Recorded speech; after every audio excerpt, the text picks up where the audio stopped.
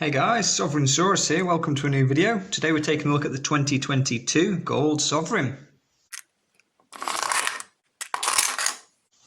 So the 2022 is a special year for the Queen, it's the Platinum Jubilee.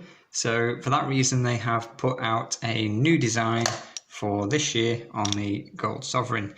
They also did the same in 2002 with the shield there for the Golden Jubilee, and they also did the same in 2012. So I haven't got that here, but those are some of the special years more recently to look out for.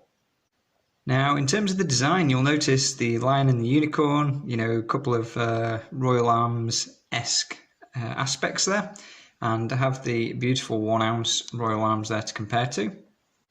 So you'll see many of the design aspects and elements are similar. I do think the Royal Arms design is very nice. I do like it. You've got a couple of beasts, and yeah, it's quite popular. They do make it a slightly lower mintage, the Royal Arms, than things like the Britannias.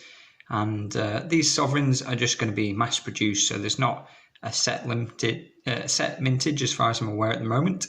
But there won't be like only a few, there will be millions, I would imagine.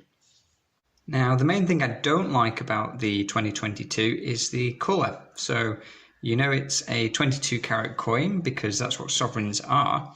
But when you look at something like the Krugerrand, which it still has that beautiful colour, it's a nice finish, but it does look a much better colour. Even the Gold Eagle, I think, looks a better colour.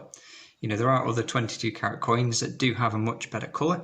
Even the older sovereigns, so I haven't got any to show you, but the older Victorias, the Edwards, the Georges, they all have that beautiful yellow colour. Even this 2002, there is a slight difference in the colour, and it does look, in my opinion, a bit more like gold. So you've obviously got the 4/9s fine on the Royal Arms we saw a moment ago, and that just looks, yellow and gold, like gold should. So in my opinion, they're not doing the coin justice by making it in this colour, this kind of coppery looking pink thing, but I do think the actual design itself is very, very good.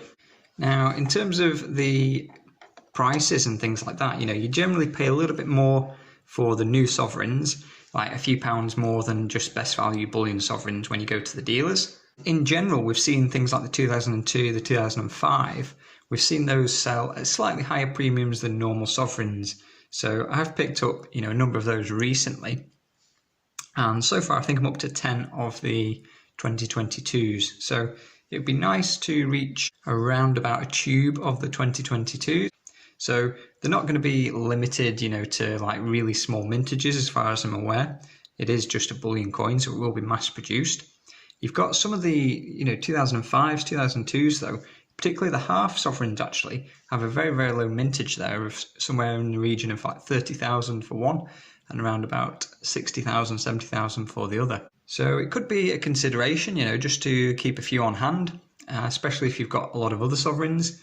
So, you regularly see lots of sovereigns on the second-hand market in the UK especially, where you might see, 40, 50, even, 100 or more sovereigns just put up at a couple of percent over spot, and they go, within the afternoon in most cases. So let's say at the moment I'm sat on around 70 sovereigns, and let's say I wanted to pull in some money, but there's tons of sovereigns for sale at the moment. Maybe I could sell the special years, I've got the 1 ounce coins obviously as well. So it just gives me some options. In terms of, going to a dealer, they're going to take any sovereigns off you, around about spot price any day of the week. Very easy to move and sell in this country. So if sovereigns aren't typically your thing, maybe you like the design of this year a bit better, and perhaps that would be a reason enough to pick some up. And yeah, in terms of, like I say, buying price, if you can get them close to the price of a normal sovereign, I think you'll do okay.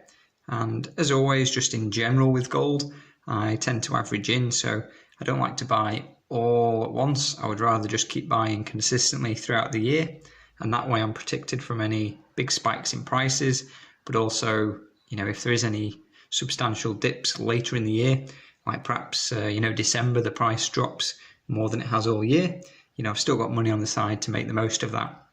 In terms of designs, I'd probably put the 2002 to be my favourite out of these three. I do have the 2012 as well, but not here with me, so I'm just going to go off these three. The 2012 in the bullion finish, which is what I'm buying, I'm not buying the proofs at the minute. I don't like the 2012 as much, so I'd put that at number 4. I'd put 2002 at number 1, and then I'd probably put the 22 at number 2. So in order, we'd probably go this one, this one, this one, and then the 2012, which isn't here. If the 2022 was in the older sort of yellowy gold colour, that would probably be the favourite. But yeah, the older shields, haven't got mine here with me to show you today, but I do think they are, just much better in that yellowy gold colour. So, hope you enjoyed the video. Silversaurus, over and out.